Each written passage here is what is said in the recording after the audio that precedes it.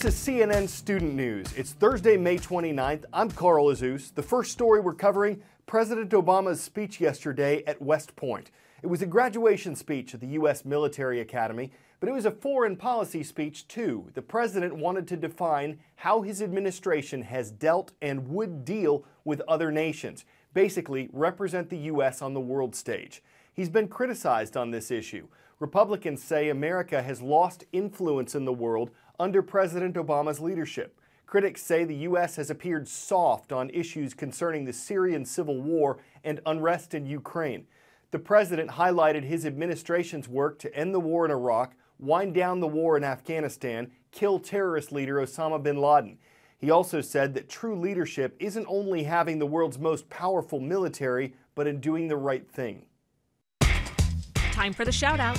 Who said we may encounter many defeats, but we must not be defeated? If you think you know it, shout it out. Was it Franklin Roosevelt, Kevin Garnett, Helen Keller, or Maya Angelou? You've got 3 seconds. Go. It was poet Maya Angelou who penned these words in addition to many others. That's your answer, and that's your shout out. American writer Maya Angelou, or Angelo, knew something about defeat. She was sexually abused as a child. She struggled and made mistakes before her rise to renown. Her refusal to be defeated led her to victories in literature, dancing, acting. Angelou passed away yesterday morning at age 86. Frederica Whitfield reviews a life as enduring and persevering as the words Angelou wrote.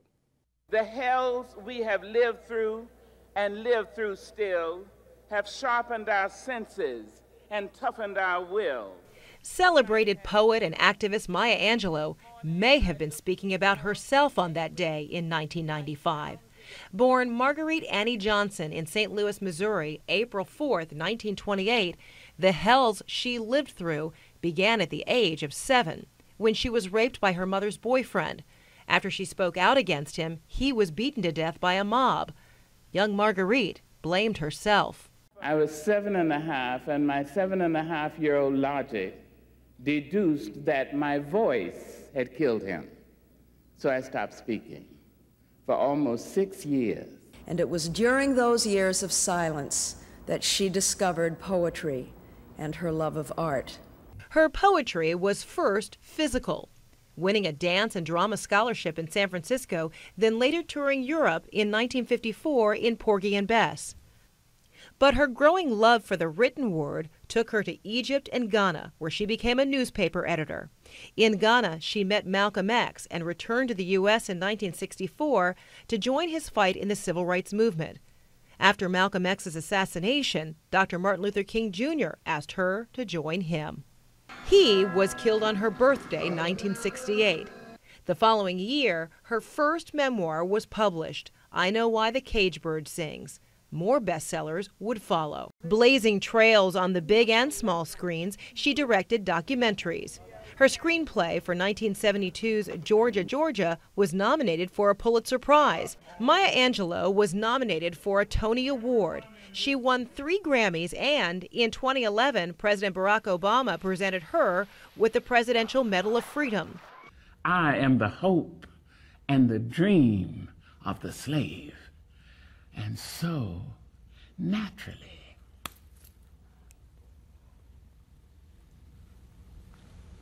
there I go rising.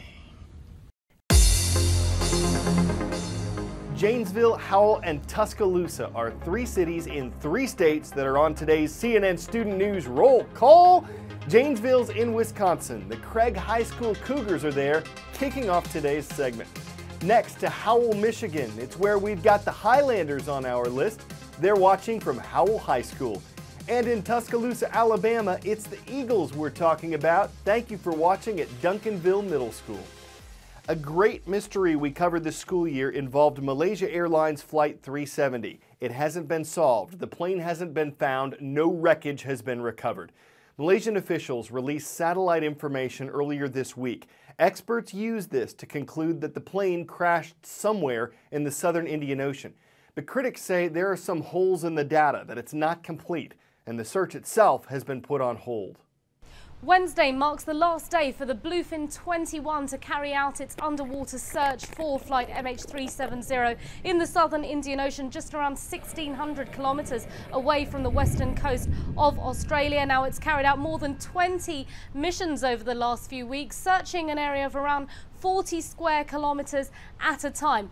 But now that underwater search is going to meet quite a lengthy pause, longer than we were expecting, while the Australian authorities, Malaysian and Chinese as well, tender for new contractors for phase 2. They want to bring this one step up. They want one contractor to provide several underwater search vehicles, side scan sonars they want, that will map out and check out a wider area in that 60,000 square kilometer search zone, searching for any signs of the plane, any kind of debris as well, or the black boxes, which could lead to the answers of what exactly happened on board flight MH370. This is a dangerous season for young drivers. AAA, an organization that promotes safety on the road, says the 100 deadliest days for teenage drivers start on Memorial Day. Chances of a fatal crash are 26% higher now than they are the rest of the year.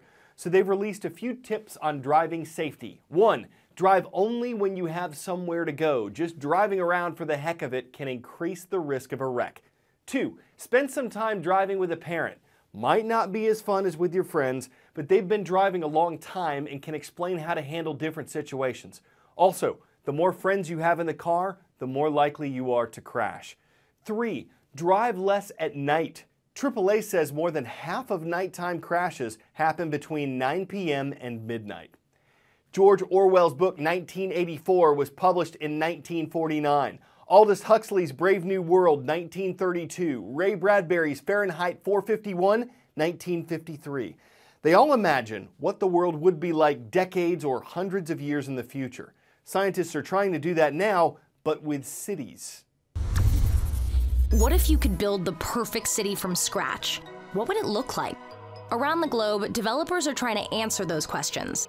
In Songdo, South Korea, it's a $35 billion pre-planned smart city that uses pneumatic tubes to transport trash. In the desert of Abu Dhabi, Masdar City is a $19 billion oasis to sustainable energy that recycles 80% of its water and is replacing cars with electric pods. Have now arrived at your destination. And in Japan, a $592 million town called Fujisawa will soon have smart streetlights with motion sensors that create an invisible security network. Each house will also be solar powered and has the capability to stay off the grid for up to 3 days. Many of these massive projects like Masdar have been government funded, but increasingly, money is coming from commercial and private organizations. A New York-based development firm called Gale International is building Songdo, while Fujisawa is funded by Panasonic. So far, the answer is mixed. 33,000 have moved into Songdo. Fujisawa will only build 1,000 homes, and Masdar currently only has a few thousand residents.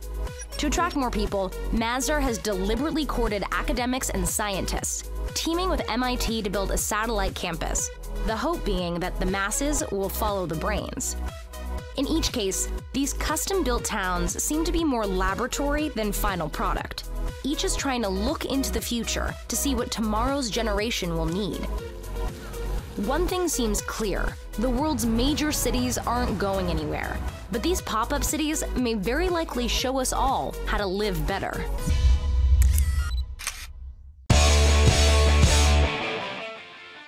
When my producer said today's Before We Go segment was otters playing a keyboard, I knew we had won. Look at this. It's otters playing a keyboard. Someone at the National Zoo thought it'd be awesome to let otters play a keyboard. They were right.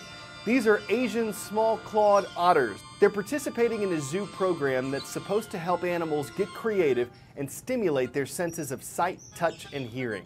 Some probably thought that was odder than swimming. Maybe they thought the keyboard otter-worldly. But even if they thought they ought to stay away, none tried to weasel his way out of it. These creatures are always into something or other. I'm Carl Azus, and we'll have another edition of CNN Student News on Friday.